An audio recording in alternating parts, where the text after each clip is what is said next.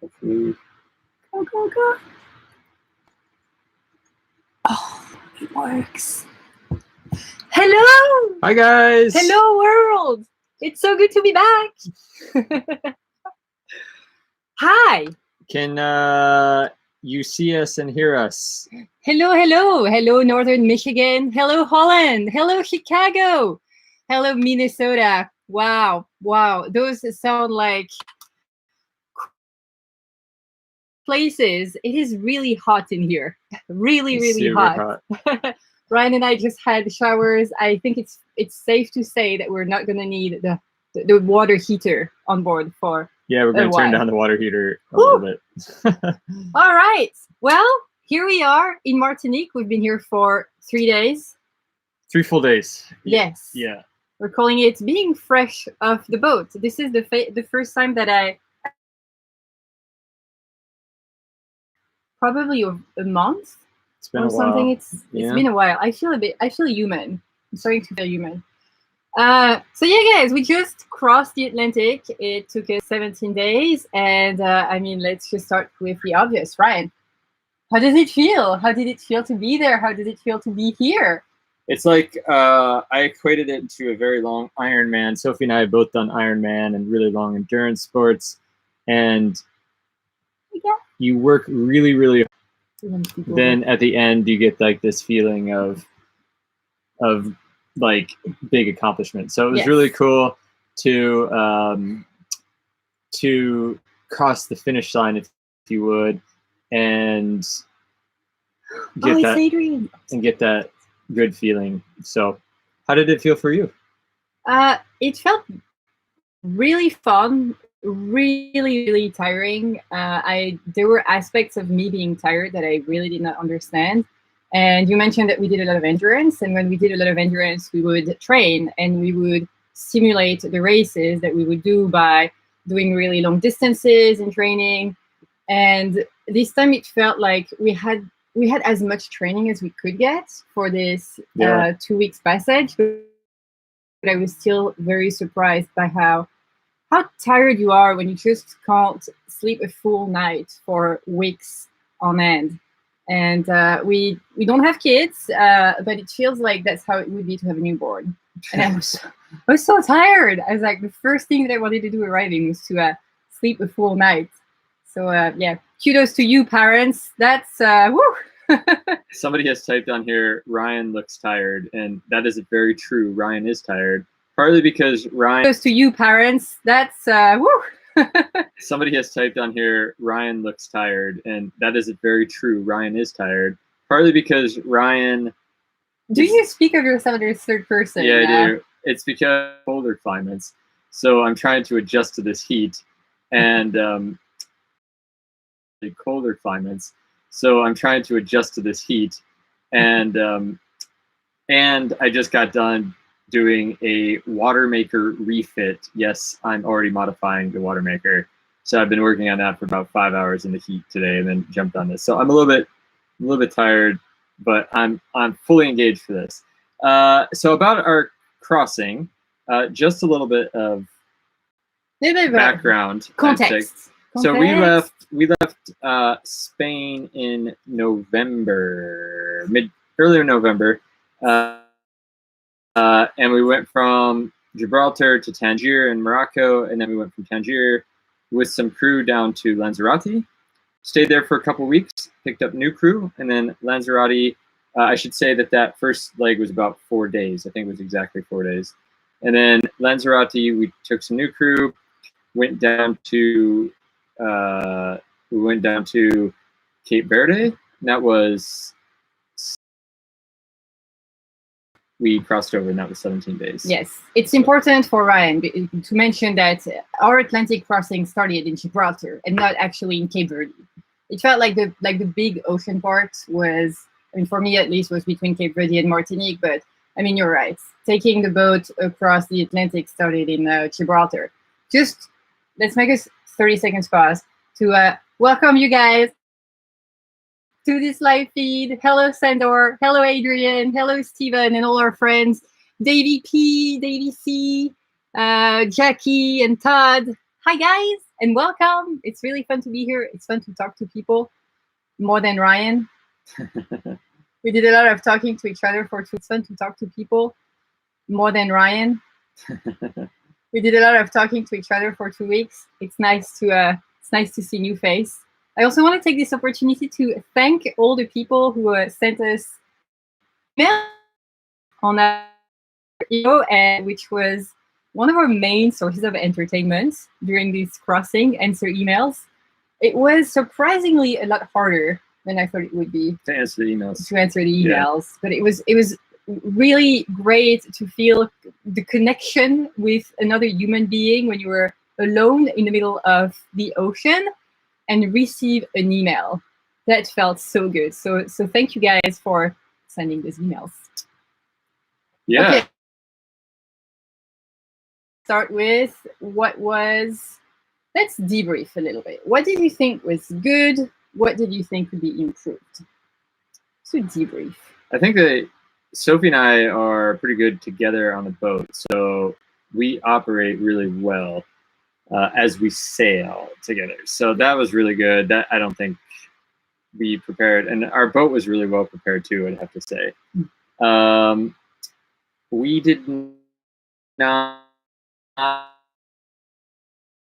even though I knew this was going to be a problem, prepare well enough for the boredom that ensued for 17 days. So to put it this way, we did 3 legs for this Atlantic crossing. The first leg was not boring at all. We had a crew. It was 4 days. The seas were really rough. The wind was intense. Very intense. Everybody was puking or passed out on the floor for 4 days. So that was not boredom. The second leg was 8 days of fun. Some fun, actually. Good fun. I caught 8 fish, and like just something constantly was going on. So that was good, but it was just boredom. So we did not have enough stuff to keep us entertained for 17 days, and that started to drive me nuts. And I'm the kind of guy that needs to be doing stuff all the time, so I was constantly, I have to stop myself from taking the boat apart to tinker with things because we're in the middle of the ocean. So, yeah. How about you? Was improved? I think that as opposed to you, I was actually really well prepared for the boredom, and I was never really bored. I was mostly really, really tired. I think that, as you said, like we work really well on the boat. We can operate the boat just the 2 of us and be fine. We can take in the good times, but we can also take in the bad times and deal with them. That was pretty good. I think that what I really could have improved on was my provisioning, not in the sense that we didn't have enough or we didn't have what we needed, but more in the sense that we had too much. We had too much fresh stuff. So I had like about a lot of meats. I had about a lot of chicken, a lot of ground beef, some pork, and I don't know what happened. We fished a lot. We caught a lot. We caught a lot of fish. We got a couple of friends of ours and patrons of this channel who hooked her and some advices, and our fishing success rate went all the way up to 100%, to the point that we would throw a line at the back of the boat and we would catch a fish with it like within. We caught 5 fish on one line one day. It was chaos because Sophie forget it. We'll take a picture of it sometime. Yeah, it was chaos. I had rigged a line with multiple hooks, and one morning, fish just went for it, and I felt really bad. We released them; they're alive, but it kind of broke my heart. Anyways, so we got really good at fishing, and so we ate a lot of fish, and my meat went bad, and I felt really bad about it. So that's one thing we could have improved on. Yeah. What was the scariest time that you had? Oh, that's an easy one. So we had not a lot of breakage, but we did sustain some breakage during the crossing. And at some point, do you remember our in Almerimore? Wonderful. Loved the Jennifer, and we had some really light winds, so the Jennifer was a great option for us to rock those light winds. And a few hours after we put the Jennifer up, I went to bed. I needed to sleep. I'm going to mention sleep a lot during this live, I feel. and all I hear a big joing, and I knew that something was wrong. I was afraid that the generator had ripped apart, and when I went in the cockpit, the generator was in the water. The halyard had snapped, and that wasn't really scary. It's like, all right, you have to recover the sail. It's a bit of a pain, but we needed the halyard that had snapped. So we needed to rerun the halyard through the mast, meaning Ryan had to go up the mast. And I could have gone up the mast too, but you chose to do it. And we were in the middle of the ocean. We had no propulsion. There were waves. So the boat was like rolling a lot. And imagine a mast, you know, on a boat that rolls a lot. And I saw Ryan 15 did no, we're good. We're good. So yeah, seeing Ryan dangling up in the air 15 meters above the water in the middle of the ocean was a little bit scary. It was a little bit scary, I have to say. That was my scary part too. Yeah, I'm a climber. Yeah, I was scared doing that. you were dangling pretty hard. I was fucking scared. Like I was sending Ryan up, and I would hear stop, and I look up because the winch where I hoist Ryan is a little far from where I can actually see it, which is really bad. So I had to stop. I look at Ryan and I see Ryan go zoom, zoom, zoom, and oh my god! I actually thought that you would end up impaled on the spreader. Yeah, I did, but I had to stop and just my thoughts every once in a while. But that said, I did take 30 seconds, well, 10 seconds, and enjoy the view of the ocean while I was up there and not seeing anything. So I think we've got some good questions coming, Sophie. So I think we should start diving in. What do you think? All right. Have you seen one that? Oh wow, that's a lot of. Yeah. Guys, that's like 300, almost 300 people in this live. That's crazy. Wow. Okay, so we are going to try to answer as many questions as possible. We're going to be here for as long as all of us think that it's fun to hang out. Usually it's 2 hours. Let's see if we break a record today.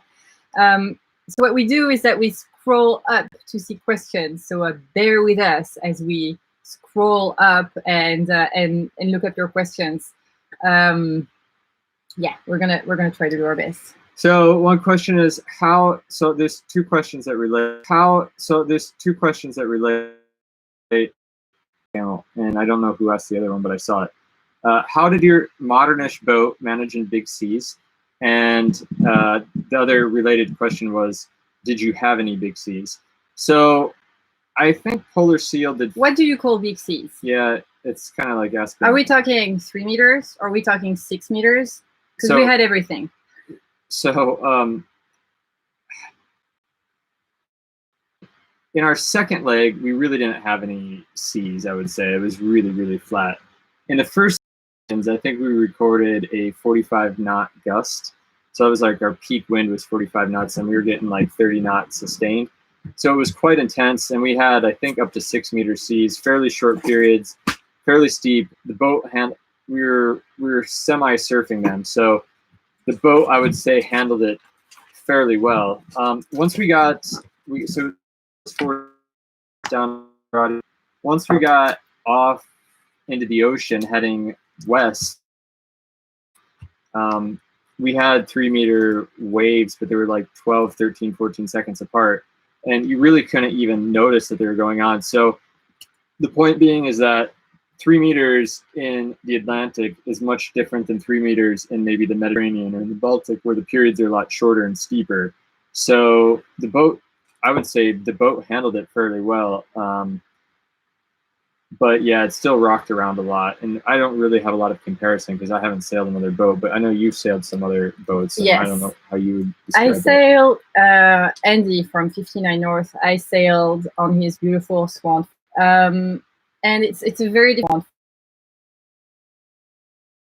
ocean boat. And it's a very different feeling because our boat is very light. So it goes really fast. Honestly, I like our boat. I think that our boat did really good. I was looking at the 6 meters waves coming from behind us. I wasn't it doesn't. It's not a good. It's not a great feeling. Like, let's be honest here. It's never great when you see 6 meter waves coming behind you. But I was not really scared that our boat couldn't deal with it. Our autopilot is actually what made the big difference. We had an old autopilot which was really good at keeping a course, but would not deal with the waves really well. And our new autopilot, it was really fun to watch it perform in 6 meter waves, and it did really well. Yeah. Someone asked. Oh, yeah, sorry. Go ahead. No, your turn. It's your turn. GP asked, why going without crew? Yeah, I'll let you answer that one, and then I'll follow up. So we've had very mixed experience with crew. Everything from a total disaster to beautiful someone and sailed with someone long enough and well enough that we felt confident taking these people across the Atlantic. Ryan and I always talked about doing the Atlantic on our own because if something goes amiss with someone, 2.5, 3 weeks is a really long period of time to spend time together on a small piece of plastic in the middle of the ocean, especially when you're sleep deprived, when things break, when you're really tired. So we had 2 crew coming with us between Gibraltar and Lanzarote, and between Lanzarote and Cape Verde. And I think both crews were really nice people. We really hung out like super well with each other. Our first crew was, the poor things, they were so seasick. So we never really functioned as we've made it across the Atlantic with us. Euro connections. You need to not make the table move. It's very important. But that doesn't have anything to do with the internet connection. Yeah, it does. No, because the camera moves. Great movements. Anyhow, so, and with our crew who came with us from Lanzarote to Cape Verde, we had such a great experience, and we were like, hey guys, you want to cross the Atlantic with us? It was too late for them. They had planned for Christmas. So why we didn't take crew is because we just didn't know someone who we felt confident enough that we could take them across. The other reason is because, well, Ryan and I work well together. We know that we work well together. We had talked about doing it on our own. And so that's just turned out this way. Worked well. Yeah, it did. I don't know. Somebody asked about single handing, short handing. After doing this, I thought it was a really good experience. I don't know, just based on me being a very risk management oriented person and a safety conscious guy, I don't know if I would do again. Like minimum of 3 is probably what I would do. And that's strictly because if something breaks or something goes wrong, it's just the 2 of us and it goes down really quick. So we did get a question about, did we have any equipment failures? And we had 3 equipment failures. The first was one that we caused ourselves. So we bent our whisker pole on the second night. Do you want to talk? Someone asked how we did that. Yeah, we'll get back to that in a minute. Second one, which Sophie explained, explode on the spinnaker. And then the third one was at about 3 in the morning after shift change. Sophie had just gone to bed and everything went dark. And my first reaction was, okay, we've lost all of our electrics. This is going to be really bad. So I woke Sophie up and I saw her flip on a light downstairs. So I was like, okay, we have our electric system. That's good. Sophie went on the helm and hand steered for about 2 hours while I troubleshooted our navs. Wait. Pause. I hand steered for 2 hours in my PJs, guys. I was about to go to bed. I was hand steering in my PJs. I was cold. You handed me a sweater, but yeah. So, but it took 2 hours, and luckily I had an idea what was wrong. Here, but we didn't. Yes. Without that working, like. So one of us would have always been hand steering, so the other one would have always been supporting the other person, and the amount of sleep we would have gotten would have been so minimal. So that's just an example of why short-handing sailing is, and single-handing sailing is, it just adds a whole another element to it, because if anything breaks, it takes it to another level. So you really got to trust in what you're doing in this. Yeah, I found that a really good skill to have when things break and you're short-handed is resourcefulness and creativity with your repairs. And I will not take credit for that, but when our pole bent after 2 days, guys. We were 2 days in the passage, our pole bent, and we were like, its integrity is compromised. We cannot use it anymore. We were so down at this point and so low.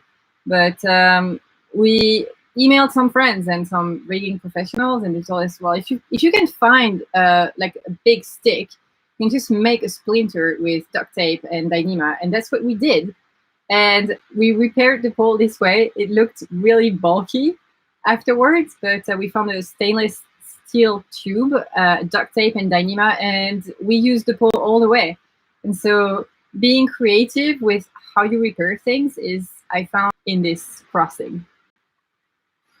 Yeah, and that goes on to the next question, which, how many soft shackles did I make? Well, but you didn't answer how the pole broke. Okay, so the pole broke. We were.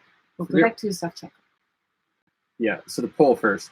The pole bent. It didn't break. It bent because we were trying to tighten one of the head sails. We were trying to trim it up a little bit, and to do that, we needed to release the control line or the downhaul for the whisker pole a little bit. And right when we did that, the boat turned a bit funny, and that sail actually backfilled, and it was just silly. We should have had more control over that downhaul, and it ended up, when the sail backfilled, it ended up pushing the whole rig into the whole pole and the sail into our rigging, and it bent it. But so luckily, all it did was bend the pole. It didn't break. And then in the morning, we dropped the pole. We put a stainless steel pole on it, like Sophie said. We wrapped it with Dyneema and then duct taped it. But because we had to wrap it with Dyneema, which is what I was going to make soft shackles out of, I had a lot less material to make soft shackles out of because they were supporting the pole, so the pole didn't crunch anymore. So how many did you make? I think I made 3 soft shackles. So if you want one, they're limited edition. Put in your order today. How are we going to launch a business with 3 soft shackles? Oh, and I should add that Ryan started making soft shackle on the last 24 hours of the passage. I knew I didn't have enough material. Why would I start on and I was already bored, so I was saving it. Oh, my goodness. It's like saving the ice cream until the end, not the beginning. Okay. Someone asked if we had any fishing success. Yeah, I know. It's not this, Sophie. Okay, fishing success. Yes. You gonna talk about that? Do you want to talk about it? No, it's you. You're the fisherman. Okay. So it looks like Ryan is the fisherman out of us, because I'm always the one behind the camera, so Ryan always ends up being the one like with the fish on the photos. But I'm actually the one throwing the lines, choosing the lures, bringing up the lines, and thinking about it, looking at the lines, and yeah, that's what we were saying a little earlier. We started to have this 100% success rate with fishing. So we got a fish every single time we would throw a line out behind the boat. Because of that, and because we don't want to fish more than we can eat, we didn't fish much. We had a lot of success. We had 100% success every time we threw a line. We caught 2 mahi-mahis. One of them was enormous. It was about like almost a meter. It's huge. Yeah. And the reason we didn't fish much, beside the fact that we don't want to fish more than we eat, is because the conditions were really rough. And there were days where we just didn't feel like having to deal with a fish on board. Like bringing the fish, like a huge thing that flops around, and then there's blood everywhere, and then you have to gut the fish, you have to prepare it, and then you have to cook it. So for that reason, we limited the fishing. But the fishing success that we had, that was big. It was awesome. It was good, yeah. Mm-hmm. Or were you not looking at questions? No, I've got a few, but I'm just I'm kind of perusing a bit. Someone, David, I think, asked us about the 3 first days and how I read life as a pinball in the boat. and the bruises and bumps that we get. It was not frustrating or tiring, or it's not the right word that I'm looking for, but we had a really rough time the 5 first days. The winds were really high and the waves were steep and close together. And the boat's motion was very, very difficult. It was so difficult to function on board. And those are the first 5 days. So that's the period where you adapt to your new rhythm. That's when you get into a sleep pattern. That's when like you're the most tired because you go from living on land to living offshore. And on top of that, we had to deal with the hardest conditions that we had for the entire passage, really. And it was, I don't know how to really describe it, but the boat would move so much around us that we had a really hard time adjusting. And I bruised myself in places where I didn't think it was even possible. So I had like bruises in my shoulders, in my lower back, in my butt, in my thighs, in my foot. We cut ourselves, and that's because we were tired. So it's also because you walk around with a camera in one hand and like other things in the other hand. It's true, guys. It's true. Sophie won't admit it, but that's fair enough. But like, I was not only walking with the camera, I was also walking with the food. I was cooking food. You never leave a hand for the boat. You very rarely do that. There were times when you don't leave a hand for the boat. No, it's true. And I get it. Yeah. Totally. And you also get your fair share of bumps. I mean, the bruises I got were from going up the mast. Yeah, that was hardcore. Okay, but guys, filming offshore is hardcore. It is hardcore. It is hardcore. I had a question. Where did it go? From Darren. Darren, any? No, that's not. He asked a couple questions, but that's not the question I wanted. Crap. No, we've lost the question. Oh no. Okay, so here's what I do, Ryan. While you answer a question, I see that. I look at the question, and then I will go and write some of the questions that we can answer, so we do not lose the flow. Well, I can answer a few questions here that I saw coming. One of them was, were we nervous or anxious? This is approximately the question. Before leaving. Oh, let's talk about that. And the answer is yes, no. Okay. I am a super anxious person. And before this trip, I was like, the day 24 hours before, I was just so anxious. In fact, I said to Sophie a couple times, like, this is not nice. I do not feel like, I was so anxious. I was just. I didn't recognize you. You were like kind of shaky and kind of like. I just want to get like. Oh. I get anxious and I don't like to do things just before we leave. I want everything to be done like a day or two ahead of time, and then we just chill and then get up and go. Sophie likes to save things until the last day, and I hate that because we're wandering around before we leave and doing things, and I just like, I need to get going because the anxiety revolves around the unknown. So as soon as I know we get out there and we get in the sea, everything calms down. And I know that's how it's going to be. It's how it was when I used to fly airplanes. So, but this was exceptionally bad, this anxiety that I had. So yeah, I had that. Yeah, so changing gears a little bit. I wasn't. I really wasn't. No, you weren't at all. I was so extremely excited. And I was also really focused on the last pieces of the puzzle that needed to get done before we left. At that time, it was really important for me to get editing done, and to get editing done, everything work related or everything that is not about the crossing needed to get done a little over 24 hours before departure, so that the last 24 hours I could just rest, I could focus, and I could think about the kind of details that, by this point you have everything is sorted, but in the last 24 hours, when you have nothing left to do, you think about small details, like maybe I download a few more podcasts, maybe I look at a little more books, or you look at your provisions, so like, do I have enough snacks? And you look at your spares, you go one last time to chandlery, and it's just nice to have those last 24 hours before going offshore where you can like really set the last details. Unfortunately for Ryan, having 24 hours where we literally have nothing to do and we're free to think about whatever we want and do whatever we want, to do the like last minute preparation means that you have a lot of time to think, and anxiety really took over during those last 24 hours. Yeah, I was super anxious. So we had this like really interesting dynamic between you and I the last 24 hours. We were like really, really anxious, and I was like really excited. I just wanted to go. Like, I didn't want to talk about anything. I just wanted to get in the boat and go. So one of my old flight students is on here. Oh, That's really? Cool. Anyways, another question I saw was how much water did we use, how much fuel did we use, and these are a few different questions, and how was our electrical setup? How many amps were we using? Did it support itself? Did the water maker work?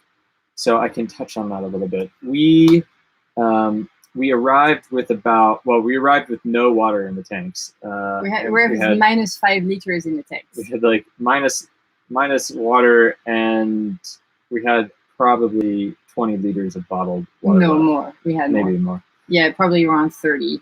And the reason for that is the water maker did not work. And that's not a failure of the water maker. It happened to break while we were out there, and I didn't have the tool to fix it. So yes, so I'm fixing that right now, and there's a video coming out about that. So we didn't have the water maker, but we knew that we had enough water without the water maker that we would be okay, so that was fine. We arrived with 50 liters of fuel left, so for perspective, we carry 240 liters of fuel. Of that, 30, well, put it this way, we put 90 hours on the engine during this passage, and of that, about 40 hours were used for battery recharging. So the lithium batteries did phenomenal. The solar panels did phenomenal. And on days where the autopilot was not working very hard, the solar panels provided enough energy to. The issues came when the autopilot was working really hard. I'm going to stop for a second because it's unstable. Okay, so the issues came when the autopilot was working really hard, and we didn't have a lot of sunlight because there was a lot of clouds or something.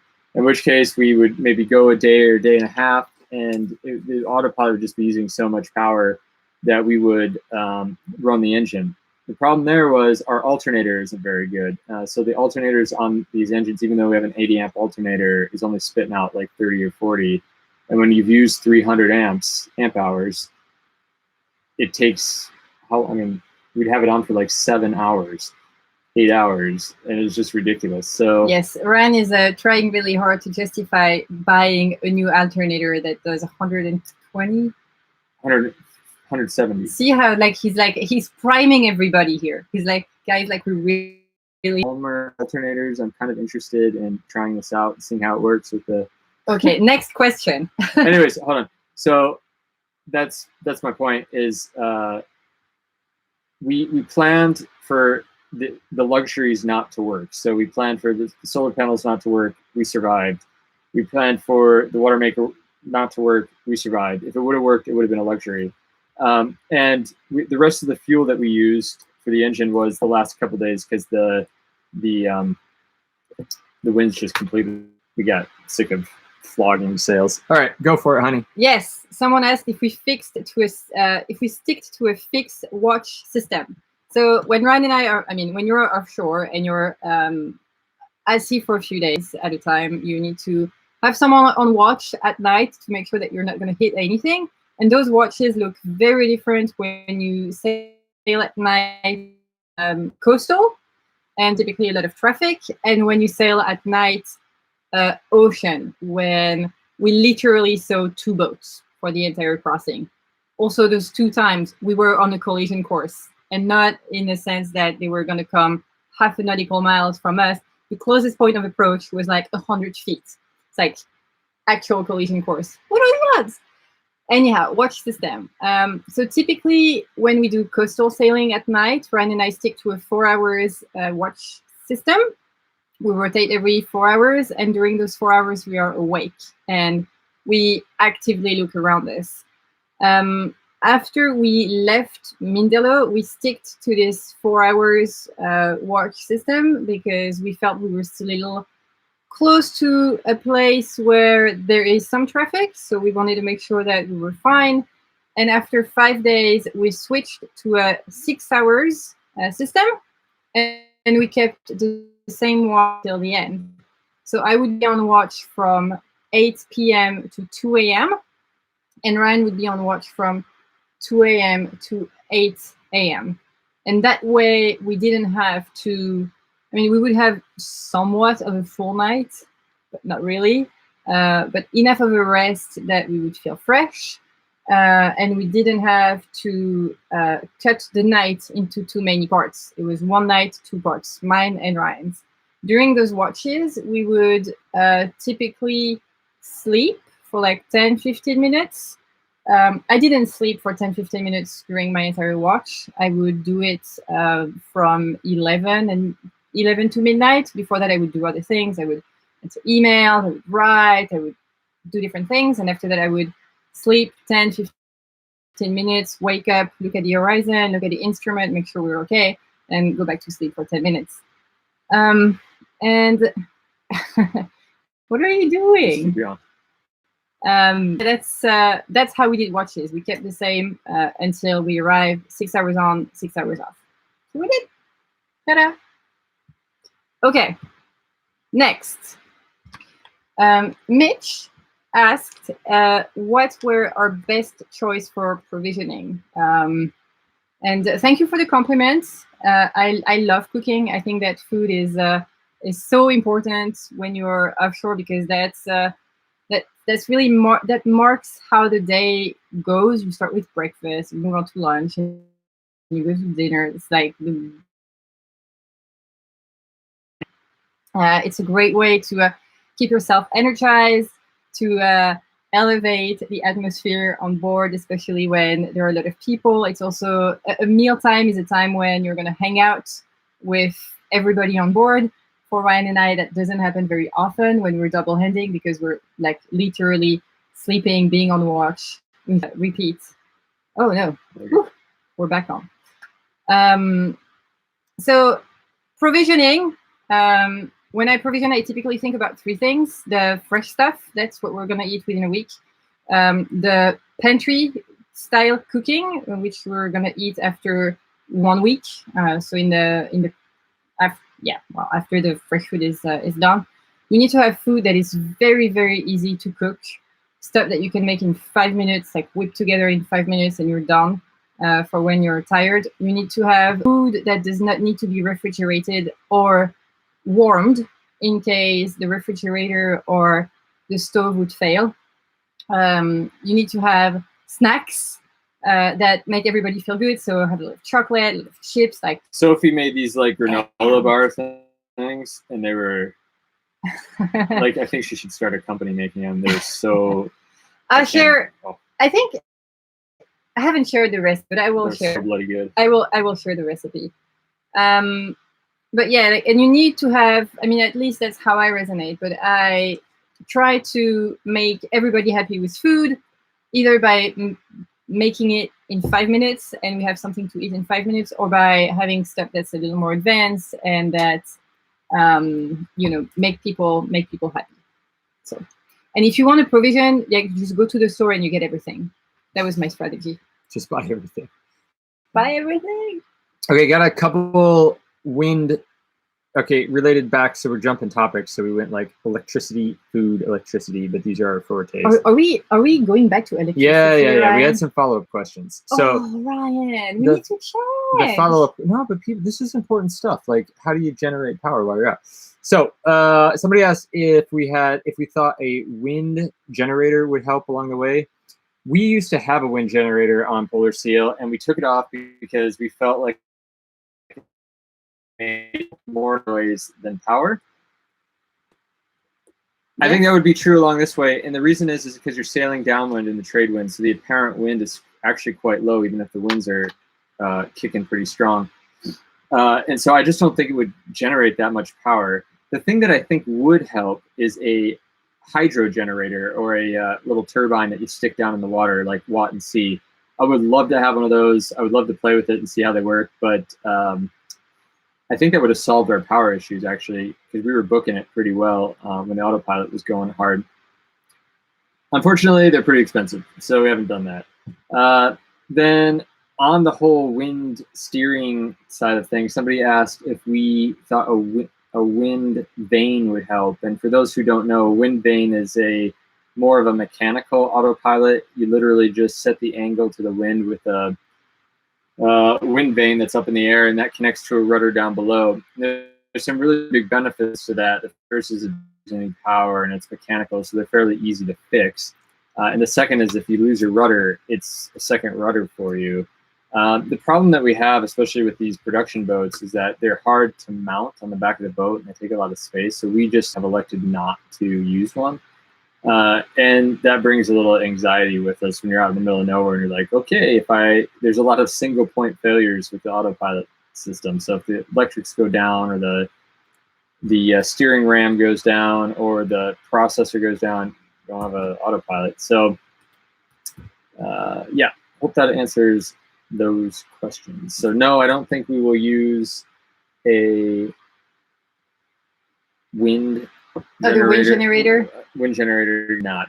But there is one question that we should answer together, and that was, what is the one piece of gear you don't think you could live without? And I've been thinking about it since I read the question, and I don't know if I can answer, because I don't know if there's one piece of gear. Yes, there is one. Now I couldn't go back to life without the Iridium Go.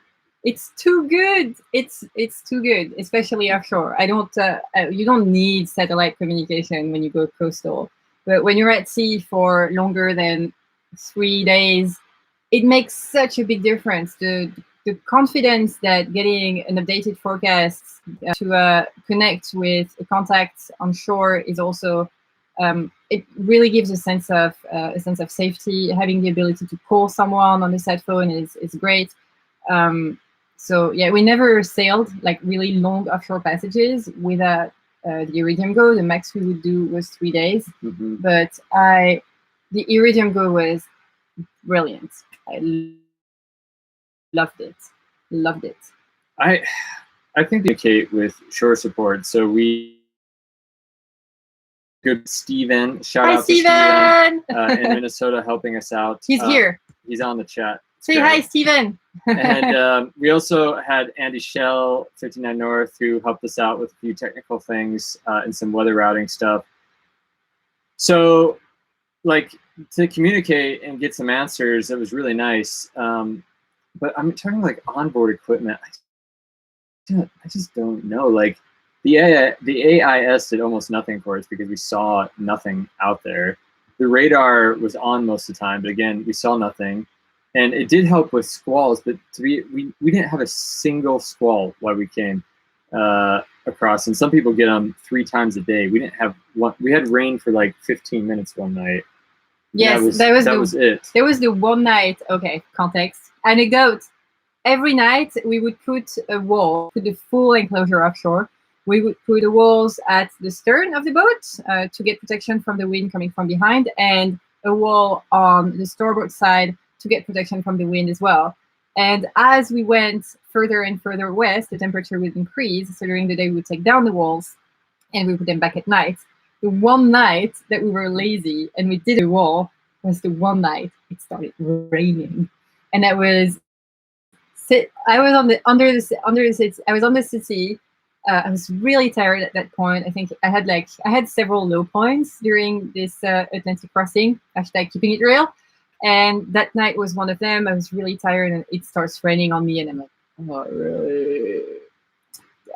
I think David C. is exactly right, and I don't know why I didn't think of it. George, our autopilot, is probably the one piece of kit we could not have without. Yes. I don't know why we didn't think of that. Yes. It's absolutely right. It's so, like, all the George and George the second. Almost full time for the 17 days. If he was working really hard, we would give him a break for a few hours and hand steer it just to let it rest. But our autopilot was, absolutely, it was by far the most important piece of kit we had on our boat. I don't know why we didn't think of that. Yes, we got a question that I really liked about the type of music that we like to listen to in the wilderness.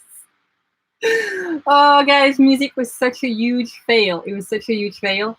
We had troubles with Spotify right when we arrived in Cape Verde, and Spotify essentially deleted all of our downloaded playlists. We had to re-download everything in Cape Verde, and for some reason, internet was really difficult to find in Cape Verde, and for some reason, Spotify would not download our new playlists in Cape Verde. So when we left Mindelo, I had two playlists in my phone, Icons playlist, and the other one was called Rock Around the Clock. So I spent the entire crossing listening to the exact same song for 2 weeks at night when I was writing. So I have the Platters, Elvis Presley, Shania Twain, and like some country that it's still in my head. It's still there. It's still playing there. You've had a lot of questions about your seasickness. Have Yes. you talked about that? I think you Yes, should. it's a really good question. So seasickness, if you are prone to seasickness, I am. Certainly. I really struggled with it last year when we left Stockholm and we started to live on the boat full time and traveling full time. My absolute best remedy for seasickness is the patch of scopoderm. But seasickness is not something that you really cure. It's more something that you deal with. And the more experience that you have with it, the better it gets. And I still get seasick, but I've learned to manage my seasickness to the point that I know exactly what I should do when certain symptoms go. So I know what I need to do when I start feeling a little bit nauseous, but I also know what to do when I am so bad that nothing sticks in the stomach. Where was I going? And the very important point with seasickness, it's extremely individual. So a lot of my seasickness was fear and anxiety based. It was also I didn't eat enough or I wouldn't drink enough. So it really depends on your own patterns. So if you're prone to seasickness, read about it. Read about how to manage it. Read about how to prevent it, and try what works for you. My best thing is the patch of scopoderm, keeping myself hydrated, eat. If it goes out, you're going to have a 5 minutes period during which you feel well enough, you should eat. Like, get the calories in. And yeah, so I've learned to deal with it. It's, I think, a process that's very individual, but there is a lot of material out there. So read about it and find what works for you, and don't give up, because just because you have a hard time dealing with it now doesn't mean that you're going to have a hard time dealing with it in 6 months. So we had a question early on when we were talking about training for the ocean crossing, about how do you train for the ocean crossing? I think this is an awesome question. Yes, I love that. So go ahead. When I'm going to tell a little story here. When we first got this idea of doing this sailing activity, Sailing La Vagabond, who I don't watch anymore, was just putting out their video on their Atlantic crossing, their first Atlantic crossing. And I remember watching that and thinking, because they had a problem with one of their winches, and they were taking it apart in the sea. And I remember saying to myself, man, if we have to do this, I need to, like, I don't know anything about winches. How does he know something about winches? And I'm sure many of you are like, I don't know anything about winches. I don't know anything about alternators. I don't know anything about relay switches. And these are all things that you do need to learn about in order to have success when going across, because if something breaks, it's just you to fix it. And a week maybe is too long to just wait. So I think the best thing and the best training, and try doing night sailing and try doing passages and start experimenting with crew and not crew and shorthanded and maybe even single-handing. But on top of it, do all the work yourself, or as much as you can. If there's something you're not confident with, like maybe the rigging or something like that, then find somebody who's good with it, or get a professional, but sit with them and go with them through every step of what they're doing and try to learn. That's the only way that you're going to get better, and then go out and make some mistakes while you do it. So after 4 years, I now feel completely confident with our boat, and I feel completely confident with the electrical system, and feel like I can fix just about anything if we need to. But I didn't feel that when we started this project, and I felt there was a monumental mountain to get there. But it just takes time, and to reach out to people who have experience with it, like us, or I know Sid and Ant are on from Impavidus. Hi guys. Sid, they both put Ant puts out some really good videos on just trying to share his knowledge. Try it and don't be afraid to make mistakes, because everybody's in the same position. Yes. All right. Someone asked, what was your plan if one of you guys get ill? So sick. Yeah. Yes. So first off, if one of us would have gotten ill, we had a medical kit, the phone number to our doctor, and like as many resources as we could possibly carry on board to get the person back on track. I think that's the number one part in the plan. The second part in the plan is, well, like you're gonna have to solo. Like you can't embark on a double-handed journey expecting that like you need to be prepared to solo if something happens. So if anything had happened to Ryan, I've had to deal with everything myself, and I would have dealt with Ryan. It's not a great situation, but depending on how bad Ryan would have been, I think that I could have dealt with it. Because yeah, as I mentioned, we did 6 hours watches. It was difficult. You need to get in the rhythm. It's a challenge. It requires endurance, but yeah, like when you deal with a problem as grave as an illness and someone is incapacitated so much that you need to solo, I think that adrenaline helps you. I think.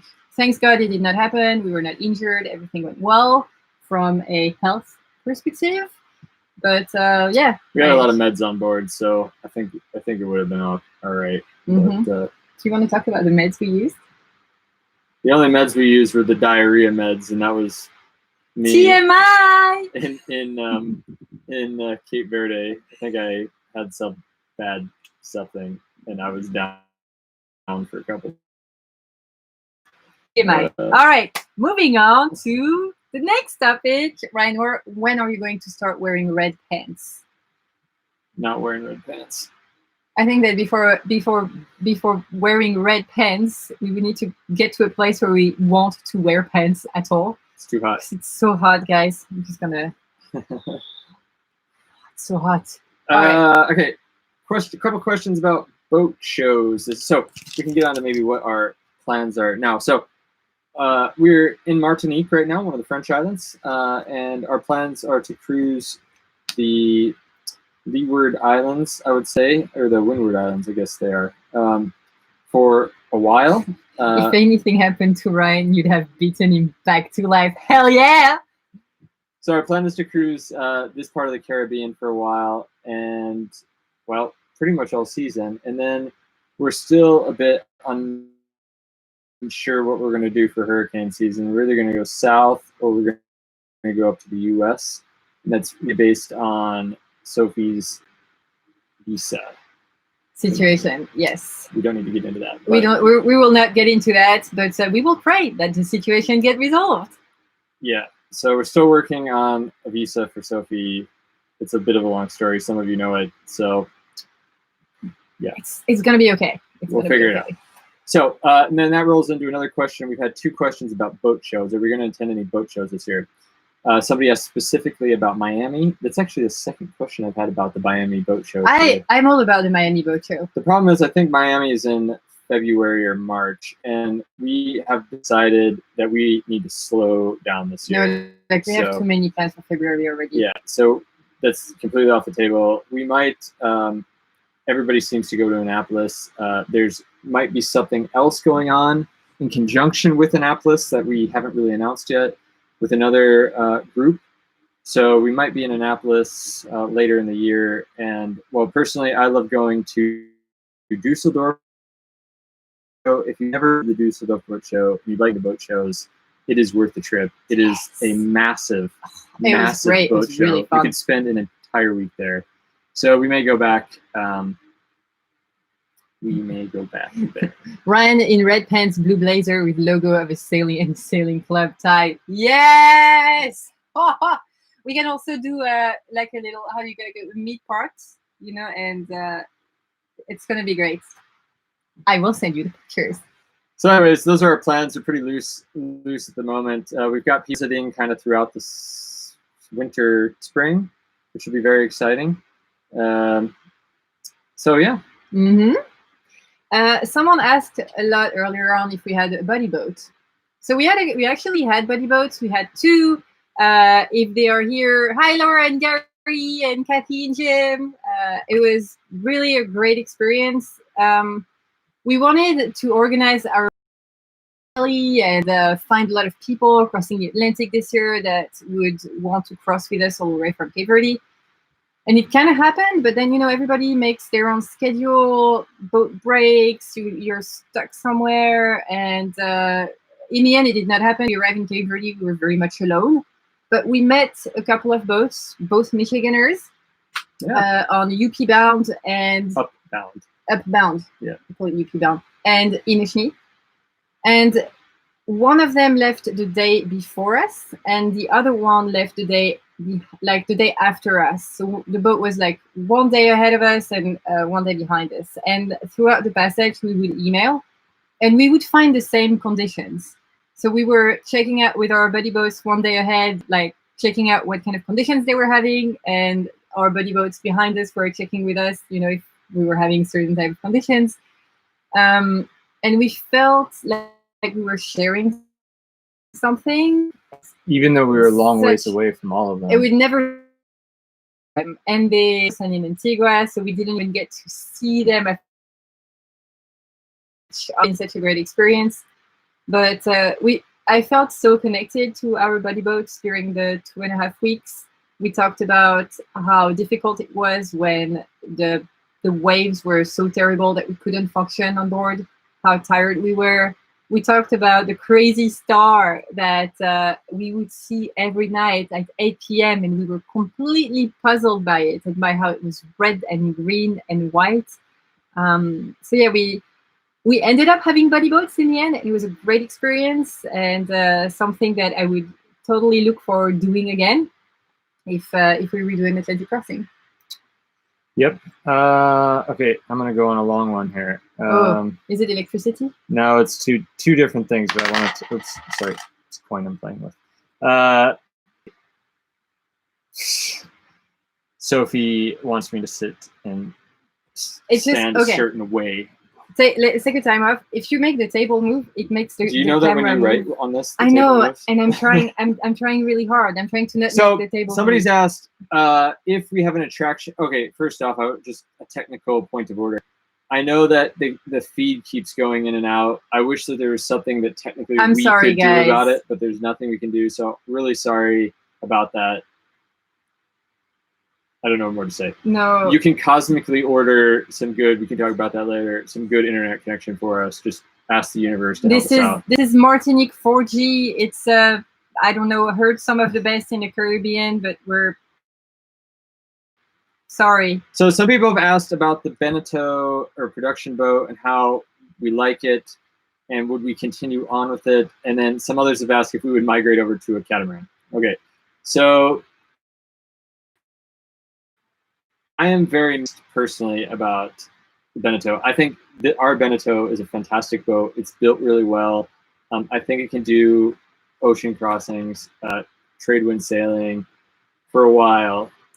But we have talked about maybe doing some more adventurous sailing or going more higher latitudes. And I would be very nervous about taking this boat, both on a comfort perspective and just a systems perspective.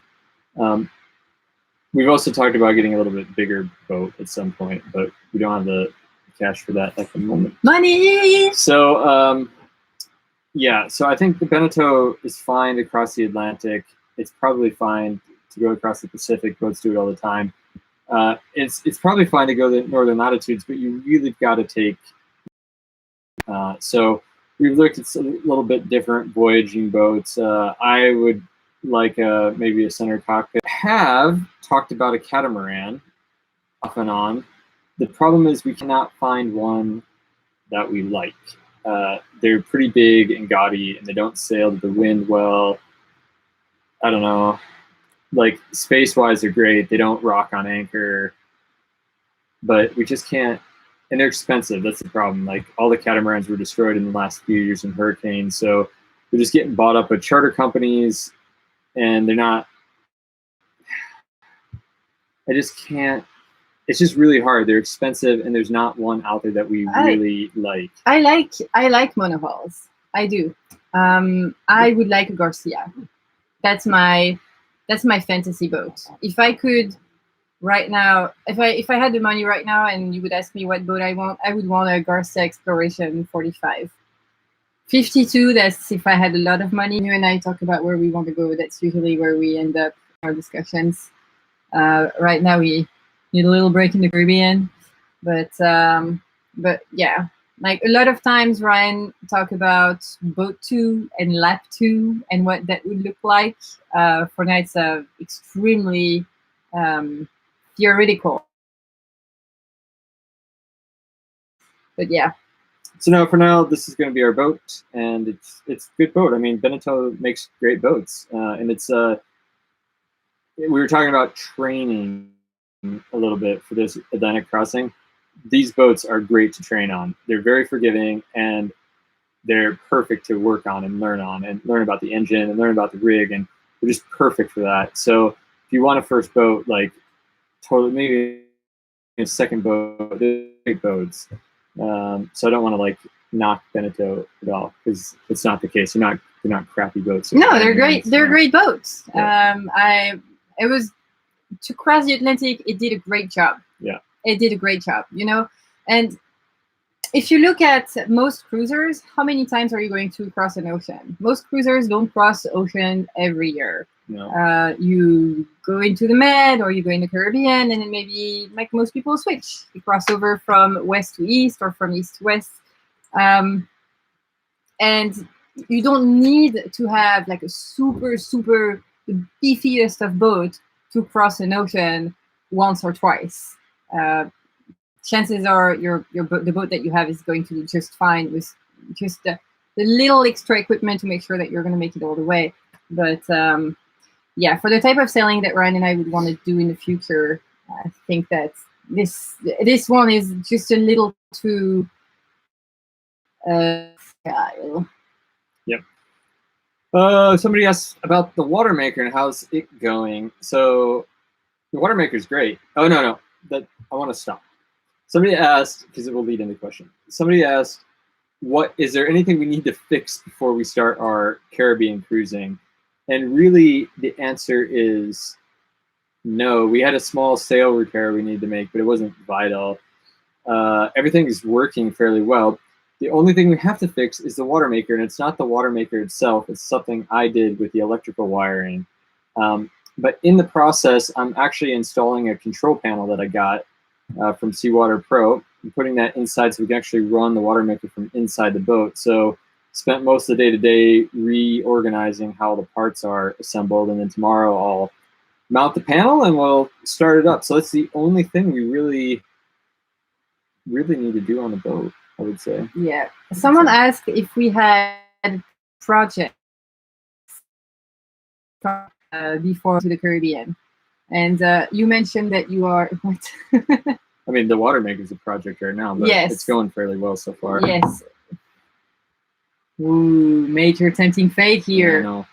Yes, so Ryan is currently installing a panel that will allow us to operate our DIY water maker from the galley, which, I mean, it was always fine to operate our water maker from the garage. We would just have to go in the cockpit, open the locker, get down in the garage, and operate the water maker from there. So it works. It's not the most accessible of place, but it was fine.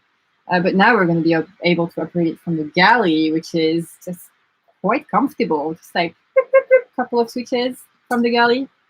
Ding. All right. Yes. Do you have questions? Any other question? No, I was answering. I was reading. Do you have questions of your own? No.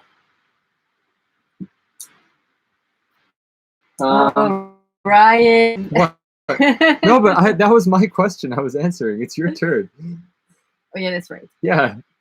Stop dissing production boat. Yeah, that's right. Production boats are great because if production boats didn't exist, who would afford to buy boats? You know, like production boats are great in the sense that they make sailing accessible for a lot of people who do not want to sell their house to buy a very, very expensive boat, or like just can't get something really expensive, like us. More questions. That's fine. I think that the quality of the feed is also a little bit of a... Yeah, it's a bit of a problem. It's a bit of a bummer for everybody. I'm really sorry about that. I really wish that there was something we could do. It seemed like yesterday it looked like it was going to work, but... No, it's okay. Will you hit your old St. Thomas stomping ground? So when I was younger in high school, my family, we went to St. Thomas quite often. And one year my dad even chartered a sailboat with a captain. I think if we go, we'll go to the BVI, but probably not the USVI. That has to do with research. Let's see here. Were you happy with your passage planning, Ryan? Yeah, I was, I think. It was pretty easy. How did you do passage planning? Walk us through the process. You just point the boat west and kind of head that way. That's passage. The thing is, no one's asked us about our sail setup, which I've been a bit surprised about. So when we, I think we mentioned a couple times that we decided to fly twin head sails. So that means that we had 2 sails, 1 furler on the drum, and then we used whisker poles to push them out. We did not fly mainsail once on our 3rd leg. So for 17 days, we went across the entire ocean without the mainsail. I liked the setup when the winds were right. So when the winds were blowing strong and they were from behind, it was just like the perfect setup. It was easy to reef. It was easy to control. It was nice, and it puts a lot less stress on the rig. What I didn't like is it limited our options. So we only had about 80 degrees of wind, and then it would start backfilling the sails. So when that happened, we would have to kick one of the sails across, but now you have 2 sails on top of each other, and they chafe, and it's a lot of weight. So you have to have a lot of wind to keep those sails full. So on our 2nd leg, we had so little wind, we actually had to drop in the middle of the ocean both the sails, because you have to take them both down to put one back up. And so I felt very constrained by that sail setup. Actually happy that they're down. If the trades would have been blowing constant all the way across it, we would have made it probably 2 or 3 days faster. We were just booking it. I think on the 1st leg with that setup, we had the sails almost. I mean, there was only. We had the equivalent like of 2 storm sails out. Yeah, like 2 storm sails, and we averaged 6.5 knots with our boat, which is really. I mean, we could have been going way faster, but we slowed it down a bit. So the twin head sails worked, but there are some limitations if you ever want to try it that you just need to be aware of. I would be up for doing twin head sails again if we had 2 forestays with furlers on it, so we could individually control them. That was, yeah. So anyways, my point is, on passage planning, you point the boat west, and then we would kind of have to we veered around a little bit based on how the winds were filling those twin head sails. So my passage planning would point west. Someone asked when we will resume our regular episodes. So that's a really good question. In 2 weeks. So on Tuesday, there's going to be a little Ryan's Tech Corner on how we get our weather forecast while offshore when we're crossing the Atlantic. Everything from how satellite communications, the word of satellite communications, the route that we chose to go, and how we actually downloaded forecasts. And after that, we're going to go back to our regular adventure sailing episodes. I am so far behind in the timeline. I really wanted to stop with that. And here we are again. I think that the videos that I will be editing now are from October. So not super great. But I have some news. One of my biggest questions 4 years ago, before Ryan and I were getting into sailing, when we were like corporate people, was how is it to spend like 2-3 weeks in the middle of the ocean? There is nothing. You're like crossing an ocean on your own in a boat. And I couldn't really find anything on YouTube that would satisfy my curiosity, because I don't think that you can tell that story over the course of 20 minutes or 30 minutes. I don't think that the YouTube format, the Atlantic crossing. I don't think that the YouTube format like allows for a good render of the experience of crossing an ocean. And so ever since then, I was like, when we cross the Atlantic, I want to daily vlog. I want one video a day. I am going to film. I am going to film every day. Every day, like. And then Uma did it. It's like, oh well, okay, I'm not gonna be the first, but it's okay.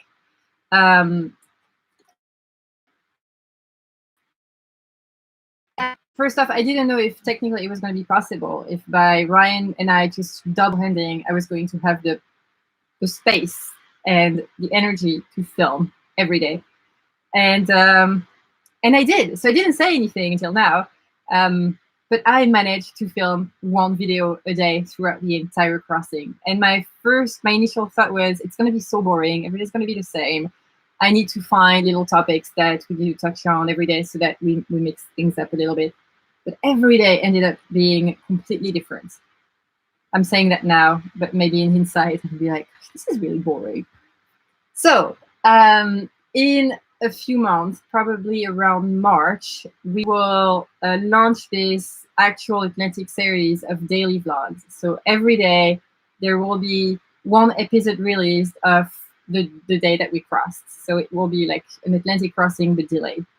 For our patrons, I told our patrons that we're not going to charge for every single video. We'll continue to charge for one video a week. I mentioned that. But this is something to look forward to. I certainly really look forward to editing it. I can't wait to share it with you. I'm so bummed out that I am so far behind in my timeline, but I also have so many amazing stories to tell from the time that we left Almerimar after our preps to getting to Martinique. So many amazing things happened, really hard things, really great things, beautiful things. So I just can't wait. I just need to get to the editing board.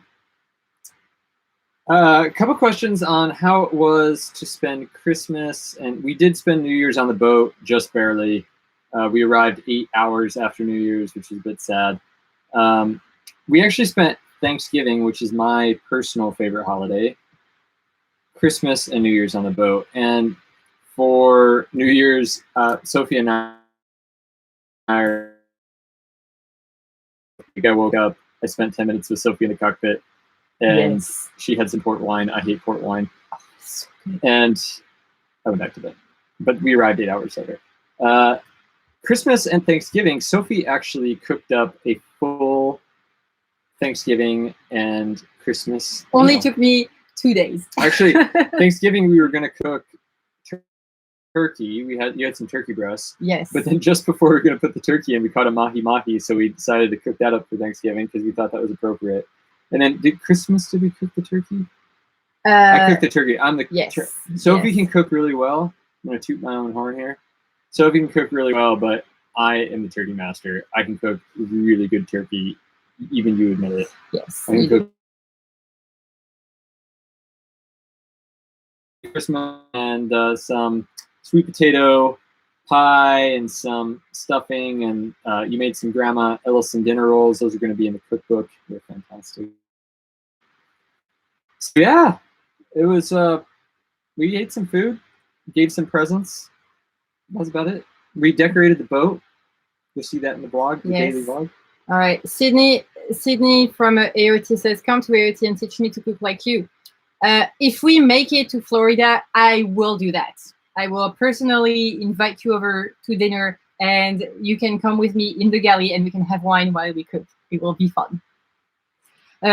Also, another fun question. It's really insider information, but if I ever saw again the girl that we dropped in Spain, no, never saw her again. Never heard of her again. Never. Voila. Here's one. This is an interesting one from LPJ. Did you need to heave to at any point? So this is an interesting story. We never had to heave to, so the answer is no. But of the 2 ships that we saw crossing the Atlantic, we saw 2 large and was going to cross our path kind of at an angle. But the AIS kept saying that we were less than like half mile, maybe getting down to a couple hundred feet. And it turned out this boat, it wasn't a container or tanker ship. It had a bunch of cranes and stuff on it. They ended up heaving to and waiting until we crossed their path in the middle of the ocean, nobody around. They didn't go around us. They just stopped. It went into the wind, and then we passed, and I was very confused what was going on. And I think I even made some jokes that we were either going to get boarded by pirates or they were going to invite us over for lunch. The second one would have been kind of nice. Yeah, Ryan believes that he's so famous that they probably recognized our boat and they wanted Ryan to come over to fix their water maker. So they just heaved to. We passed, and then they turned and went right back to Adela, surveying or following some underwater cables or something. Could have been the Russians. I don't know. Mm-hmm. So anyways, that was a strange thing regarding heaving to that happened to us in the middle of nowhere. Mm-hmm. Someone asked what were in those Christmas presents, and I really want to talk about that. Okay, go for it. Okay. So in Ryan's present, first off, we told each other that we were not going to do presents this year. I don't know who broke that rule first. Probably me. In Morocco, I went and bought Ryan a djellaba. You know, the traditional Moroccan robes. It's made of wool.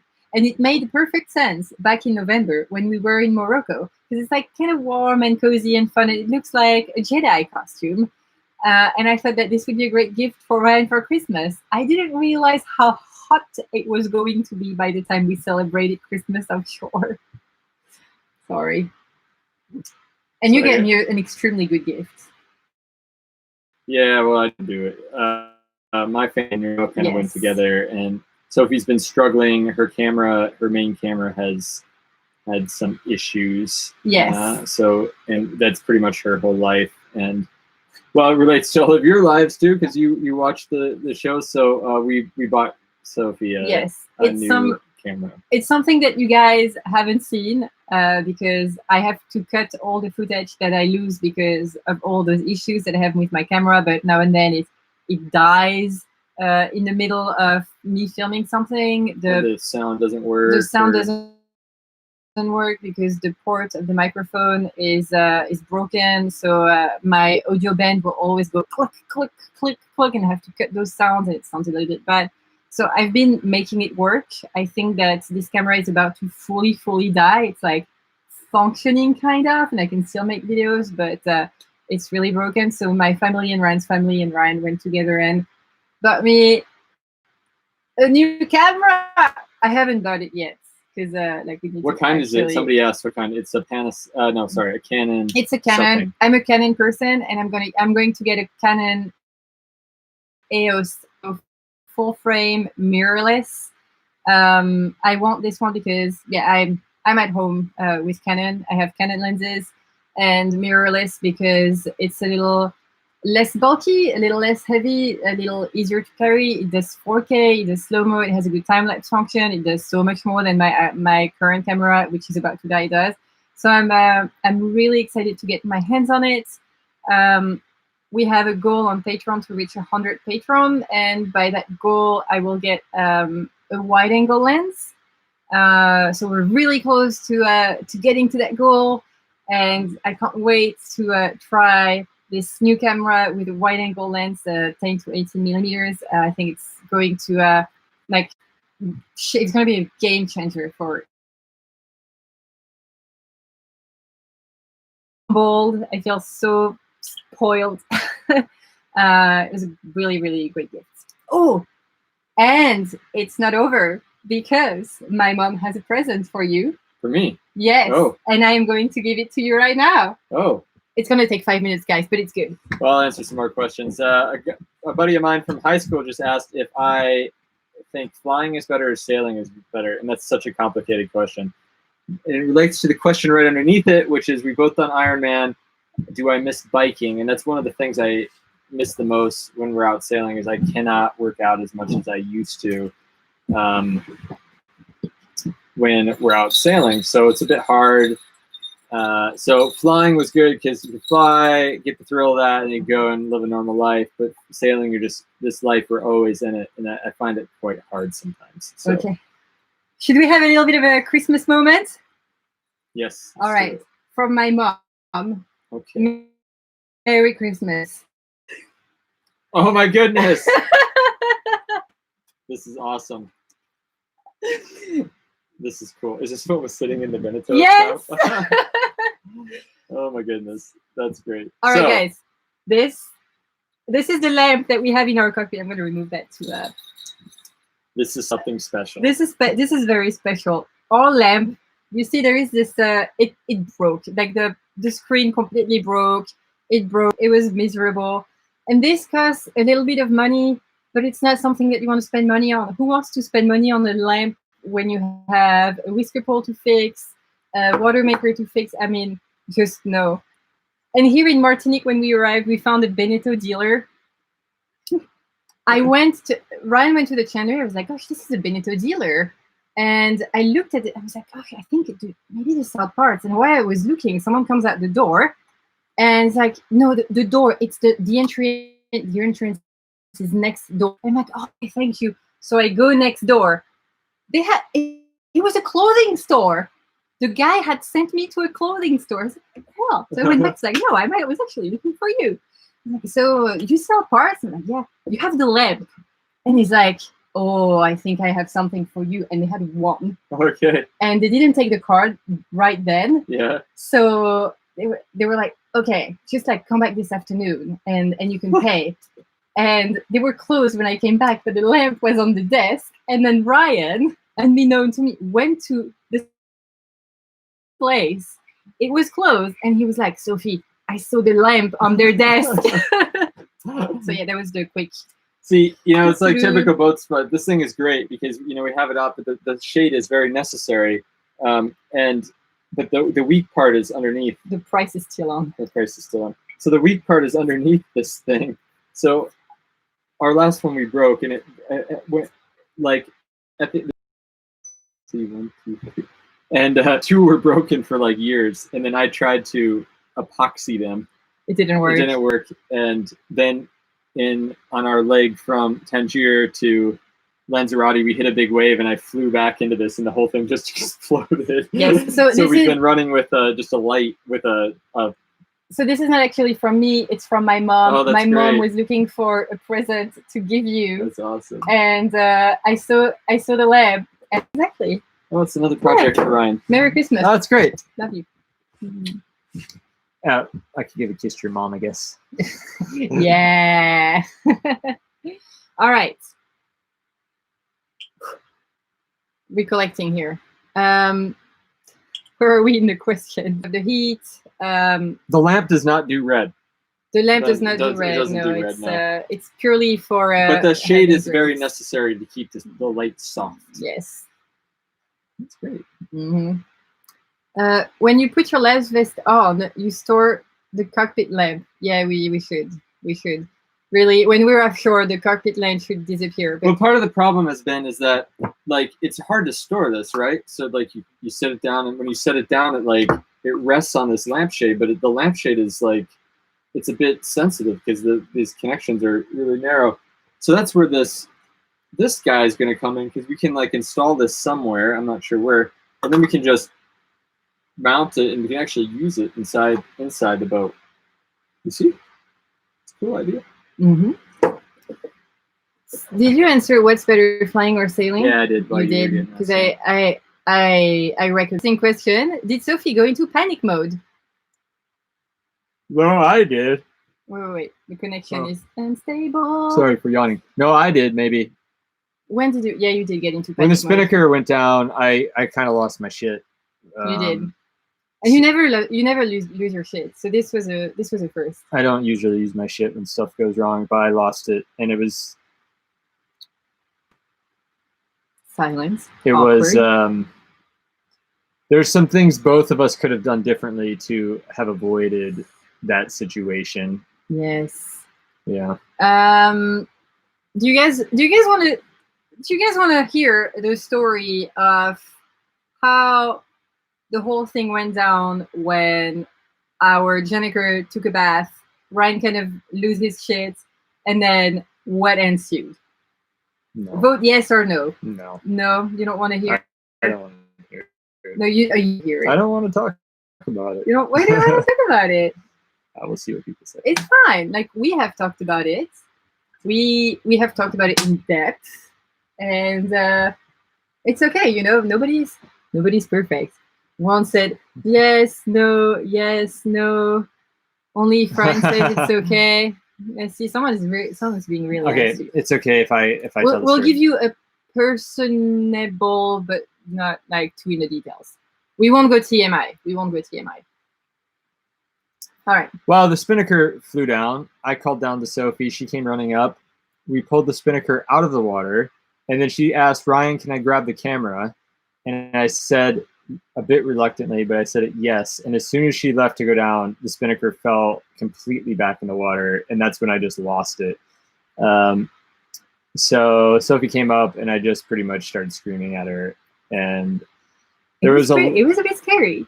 There was a lot of swearing, and part of that was on me because I knew after looking at the rig and the sail that I was going to have to go up the mast to get the halyard back in, and I have never rerun a halyard before, and I've never gone up a mast at sea, so I was a bit stressed about that. The sail was in the water, and Sophie was focused on filming, so it was just me dealing with it.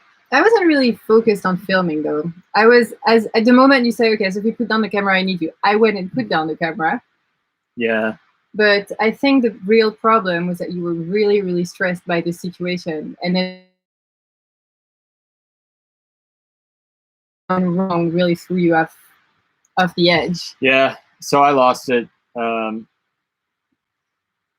I think, okay, first off, nobody's perfect, and I think that it's important that you and I have the ability to look. Oh no! What did you do? I just pushed. Oh my goodness! Woo! He said that Ryan ended the stream. I was just trying to like release some comments from a review. No, I think that it's important when those things happen. It's not fun. It's one thing that can happen, especially when you double hand, to have conflicts because you're sleep deprived, because you're dealing with a really, really high stake, high stress situation. Yeah, we were both tired.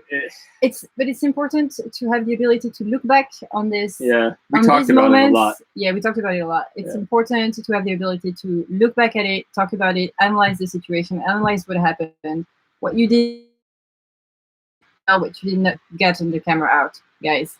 Like when you look at those daily vlogs and you see the spinnaker hanging in the water, it's the camera should not have been out. It was just a lot to like. I can't yes. do it all myself. So yes, it's real life. It's important to talk about it because it happens to everybody and nobody's perfect. So yeah, it happened. Yeah, it's over. We learned a lot from the situation and everything is good. I think it was the only time I really lost, completely lost it, and you didn't really lose it. No, you feel a lot of responsibility, when you're out there, and so yeah, okay. Good. All right. Oh, I was going to talk about this. I forgot. So some people have asked about what broke, and we have talked about it like a little bit, but I actually have a list of, I don't know where my phone is, but it doesn't matter. A list. And it's more than just like our pole that broke or the spinnaker halyard. Okay. So here's what broke on our trip. We almost lost our drone. On the second leg, the drone, when it crashed, I came running to it. The drone actually stayed on the boat, but the battery, don't have a replacement for it. So no drone across the Atlantic. That was a bit sad. In Cape Verde, I stuck the GoPro in the water to check underneath the boat and the propeller before we left. I forgot to close one of the watertight like seals, and the battery blew up inside. So GoPro done. Maybe we can save it by buying a new battery. I'm I not don't sure. think so. So drone battery, GoPro maybe Yeah. so those two quite expensive. Then we bent the pole. We broke the spinnaker halyard, but the spinnaker's still okay. A relay switch broke for our navs, but that's pretty easy to fix. Mm-hmm. Watermaker wire. And my computer broke, so the SD and F keys are no longer functioning. And try to type an email without the SD and F keys. It's impossible. I can't believe that you made a list of everything that broke. Yeah. But anyways, like, also I'm really sad about the GoPro and the drone because I really wanted to get drone shots in the middle of the Atlantic. That didn't happen. Like no drone shots. And I really wanted to set the GoPro in the cockpit and sometimes inside the boat, especially when the conditions were really rolly. I had a setup done and GoPro broke. So not that. At the end of the day, I was like, gosh, my cameras have broken, GoPro's broken, drone is inoperable. Oh. But I think that's what I'm. Oh, this lamp broke. I mean, at the end of the day, I don't think it's about the material, the equipment that you have. I think that it's great to have great shots, but it's more about the story that you tell. And I think that in terms of the story, we have like so many awesome things to show. Sophie uses an Apple for editing. This is answering the question. I use it. Oh, that's an awesome question. Before getting in there, I went in there and I'm like, I need to not think about how deep it is under me. And what happens when you tell yourself to not think about something? It's like the one thing that you're going to obsess over. And so I was going down there, obsessing about what was under me, the size of the animals that were swimming under me. And I was tied, like we had dropped a line behind the boat so that we would not, like we would always be attached to the boat. And I was like clinging to the line, like, and then I went out and took a shower and it felt amazing. That answers another question, because when we were swimming, I got to look under the boat and see how much growth. It's not terrible. So we need to get out of this marina here in a few days, get on the anchor, and then every morning go for a swim and just kind of clear some stuff off. So, yeah. You can type any character by holding the Alt key and enter the ASCII number. Yes. Oh, another thing that broke, we haven't talked about this. We got diesel bug going from Lanzarote down to Cape Verde, so that wasn't fun. Our engine kept clunking out on us when we had no wind, and because of that, so when we got to Cape Verde, I'm answering a question from Ricardo. Had it super cleaned, clean the lines, put it back in, and then after that, I brought 3 or 4 filters of each type with me down, knowing that the tank should be clean, although I'm suspecting we got dirty fuel in Verde also. But so there you go. You should use a tomato or an avocado for editing. Of course, avocado and tomatoes are known for their like wonderful editing abilities. Anything else, guys? Yes. We're going on an hour and 40, so let's. It's a good, yeah. It's a good one. It's a good one, but like if you guys are starting to get bored, maybe we end this. Yeah. If there's any other questions about the Atlantic, I know people think of it after the fact sometimes, but you can always email us. We always respond, even if it's a little slow. Yes, talking about the emails, we have a lot of emails to answer at the moment. It was a little bit overwhelming coming back to land and seeing all the emails, all the notifications, all the comments on Facebook, on Instagram, on YouTube. It was a lot, and I haven't gotten to it yet. I'm still sleepy, very much sleepy. Actually, an hour before this live stream, I was like, oh my God, I need to take a nap. I didn't. But yeah, we're gonna go back to those emails. I need to get to editing. Like I really miss it. I have too much. I have too much editing mojo in me. Needs to get done. Yeah. Okay, so we also need to see this island. Oh, did you see much rubbish in the Yeah, sea? exactly. Wildlife. Oh, so we surprisingly saw very little rubbish, and it felt good. What we saw a lot was this like seagrass, seaweed. It's brownish. I don't know the name of it. Sargo, seagrass. I don't know. We saw a lot of that. In terms of the wildlife, we saw surprisingly little. We heard people saying that they had seen whales and dolphins, and we didn't see a lot of dolphins. I think we saw 2 pods. Yeah, we didn't see a lot really. We saw I mean, a lot not a of lot, birds. but we saw a few. And guys, we need to talk about those suicidal flying fishes. They're crazy. They are like attracted to the boat. They just want to jump on you. And I mentioned earlier on that wall that we had on the cockpits just to protect ourselves from the wind. Now and then, in the middle of the night, in my watch, I would be listening to country icons or Elvis Presley, and I would hear a big schmuck, and that's a flying fish like come crashing on the wall of the cockpit queue. Those little flying fishes. They do. I'm going to knock out a few questions here. How much chain do we carry in meters? We have 90 meters of chain. Let's see here. What vaccines? This question's come up a couple times. What vaccines do we have? I think both of us have the standard like vaccines you get in the West, like MMR and typhoid and Hep B. And then we both got tetanus shots before we left. That's about it that we have, I think. I don't think where we are right now, we really need to get anything else. And then all our meds that we have. Yes, connection and stable. Ooh. It's been off and on. Yeah, it's really been on and off. Let's just see. Economy. How does your budget look like after crossing the pond? So it's a really good question. One thing, it didn't really surprise us, but it did take us a little bit by surprise when we decided to cross the Atlantic. And it is how much it actually costs to cross the Atlantic. We are going to do a video about that. We have all the numbers and a little script written, because when we were faced with the choice of staying in the Med or crossing the Atlantic, the big expense of staying in the Med would have been finding a marina for the winter. When you decide to cross the Atlantic, there are so many new things that you need to pay for, such as insurance. Like insurance all of a sudden like skyrockets. Super expensive. Your satellite phone plan, which is an added expense that we didn't need in the Mediterranean where we were mostly doing coastal. Safety equipment upgrades, maybe electricity upgrades. All of a sudden you're going to go to, also in the Atlantic, you can go to Anchorage in the Canaries, but after a long offshore passage, it's nice to go to a marina. Yeah. So there's that, and I think that we listed a bunch of costs. If obviously you're going to do the ARC, it's a couple of €1,000 to join the ARC. So there is a cost to cross the Atlantic. A lot of people provision for the actual ocean crossing.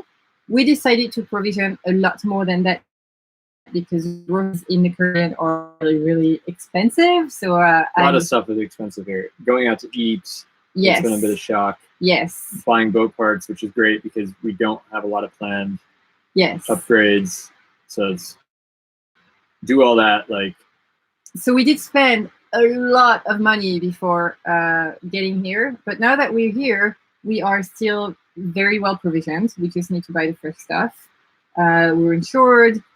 Like everything is done. So technically, we can just go live on anchor for a few months, and I mean, knock on wood, if nothing breaks on board, our boat is also very well equipped at this point.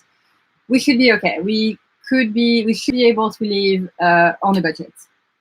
So we will come back with more details. There was something I was going to answer, but I don't. Tracy said you both also need to relax and enjoy. I agree. That's our goal. Like in the morning tomorrow, and then you're going to be like, oh my god, this is so wonderful. So we can do more stuff. Yeah, it's going to be great. And then you can be working on editing, and then on Tuesday, then we can go see the island. Yes. Did you think about stopping in Brazil? Yeah, we actually thought about that for a while, but the reality, we're lazy people. Making landfall in Martinique is so easy for us because we're European. We have European passports. So administratively, it's very easy. They take euros. We can use our data plan here, which is really nice when you've been offline for 3 years. And I am French. I love France. I had never been to Martinique or Guadeloupe before, so I really wanted to explore this part of my home country.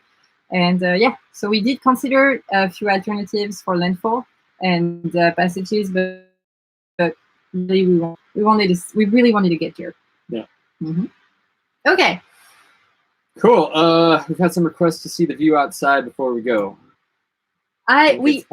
We can do that. It's a little bit underwhelming though. So you know what? Like when we decided to end this live stream, I will take you out and I will show you how it looks outside. We are at one of the biggest marinas in the Caribbean. We're in Le Marin. So around us is a lot of boats. They put us on a pontoon that is so extremely remote from land. Like we have to walk 10 minutes. Might as well be on anchor. Like, we have to walk 10 minutes to... and then our plan is to be on anchor. Yes. Yes. Like we were last year. So it's very nice. We're just trying to get some last. I'm just trying to get some last provisions and fix some. Well, yes. Finish a few small projects. Yes, like do the repairs and then off on the hook. Yeah. All right. Anything else? Anything else? Yes, our boat's 220 volt. Yeah. If we're in a marina with 110, well, we just won't plug in. So that's the plan. Oh, hi, buddy. It's nice to see you.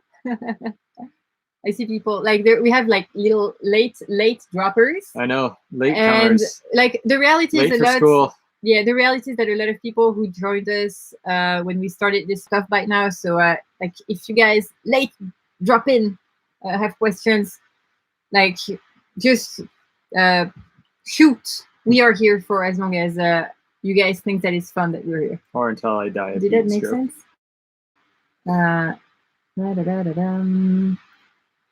You two are awesome. Thank you. Oh, thank you, Lisa. Thank you. But thanks. I think it's worth saying, like, thanks to everybody who sent us emails and stuff along the way, because it kept us a bit entertained and it was pretty motivating. So that was quite. I don't know. Sophie's brother managed our social media, and I think he did a great job on Instagram. He was so fun. Yeah. So that's who was. If you're wondering how we got photos, that's how we did it. So. Have we met other YouTubers out there yet? Are you looking forward to meeting? Yeah, we actually have. We met a bunch of German YouTubers. Yeah, but we met them in the Med. In the Med, and they have crossed now. We haven't met any here now, but to be fair, we really haven't. Met a lot of people. Actually. No, but yes, like they are. Okay, so I have to say it, but I don't watch a lot of sailing YouTube, and I know that a lot, like a huge. Like maybe a majority of YouTubers are in the Caribbean, of sailing YouTubers are in the Caribbean, but I'm not really paying attention. I know that they're here, and we follow a lot of people on Instagram, and we know that they're here, but we haven't really had time to connect or talk about it. And I think there is a couple called Bo and Brandy, and they sent us a comment reacting to one of the photo that we posted when we arrived, saying, "Hi guys, now you're here, we can meet." And I was like, "Yeah. That's right. Like we can meet all those people that we've been following and that also do videos, and I think it's gonna be super fun. So it's something that I hadn't really think about, but yeah, it's gonna happen. Look forward for some like cross sailing channel content. Okay. Yeah, right. So Delos is in Antigua. That's right. We've actually been close to Delos for a while now. Yeah. They are friends of Endemia, which are good friends of ours. We never met them. I'm sure that eventually our path will cross. Same with Ran Sailing, which is a channel that like you and I have enjoyed. They're in Sweden again now. They're in Sweden again, but we have this Swedish connection going on, which is fun. They're doing the baby thing. A lot of people are doing the baby thing right now. Yes. My goodness. Yes. People are having kids. It's life. It's life. Good for them. Yeah. Good things. Cool. Okay. I think we should wrap it up. Should we wrap up? Yeah. Thanks to everybody for joining us today. We really love doing these lives, even if I'm a little bit not as energetic as usual, but I swear it's the heat. I just got to get used to it. This polar bear needs to learn how to work with the heat. So yeah. You're like, anyways, thanks for everybody's support. It's really meant a lot to us. All the really nice notes and expressions of yeah, it's been absolutely incredible. Yesterday I did something. I went to the analytics of our website, which is not something that I normally do because who cares? And 4,000 people. We had 4 on our website in December. It is 3 times what we normally have on our website, and I think it talks to the amount of people who went and looked at where we were and followed us and sent us positive vibes across.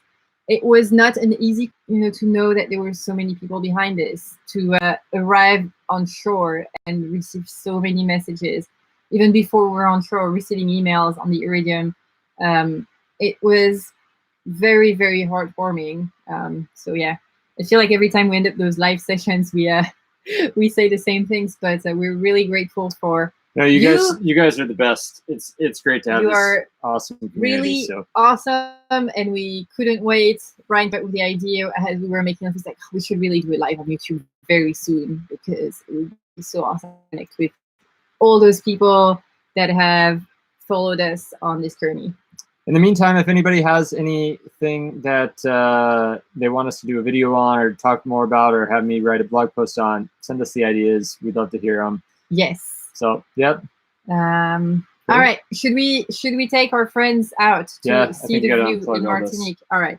So I need 2 minutes because my computer is hooked up to a lot of different things. All right. We are disconnected. Okay. Bye, guys. The feed is probably going to break a little bit because the camera has a hard time handling movement. So we're gonna do it. Oh, you're also gonna see the boat. It's a little bit messy. All right. Ooh, it's so messy behind me. Ooh. Okay. We're going up. It's a good thing I cleaned up that cockpit. We're going up. Yeah, you did clean up the cockpit. The cockpit was in full project mode when Ryan was installing this panel. Okay. All right, are you guys ready? We're going out. Thank you, guys.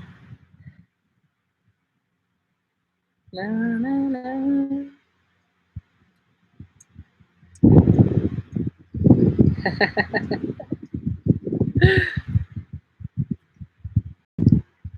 All right, I will.